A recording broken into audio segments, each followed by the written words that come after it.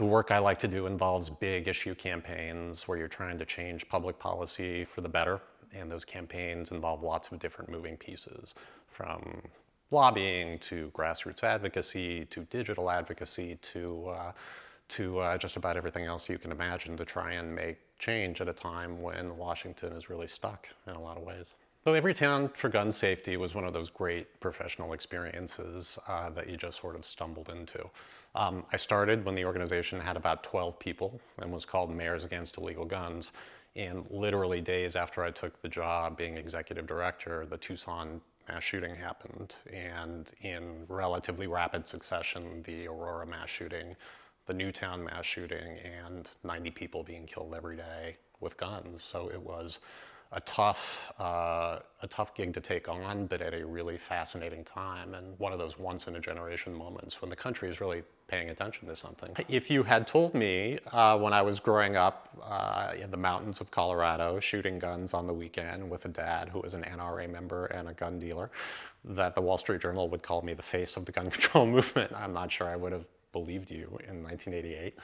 But it was great. You know, we all learn a lot over the course of a life if we take the trouble to get ourselves out of, the place and the way in which we grew up and the things that are familiar, and put yourself out there in the world and learn new things from people whose experience is different. And I think that's how I ended up in Washington, but also how I ended up working for gun safety. So I come from a background that might charitably be described as working class, and I remember coming to Colorado College and seeing in the parking lot all of these fancy cars and thinking, what have I gotten myself into? But then, moved into Matthias on the first day and very quickly realized that this was going to be, an experience of the kind that I had never had before. But it was a great chance to do a little bit of everything. And at the end of it, I had personally a much clearer sense of what I wanted to do with my life and the tools that I thought I brought to it, but also a pretty healthy respect for the fact that there were a lot of things I didn't know, and that life is a process of kind of soaking up what other people have to give and being open to different ways of thinking.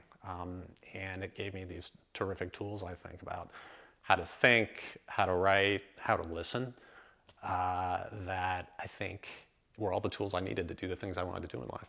I think innovation is kind of looking at the same set of facts that have been hanging around for a while and thinking about new ways both to think about them and thinking about ways to change that set of facts. But in order to do that, we had to take sort of a hard look at where is the law, where are people, and what are the problems, and bring innovative ways of thinking about it and acting on it.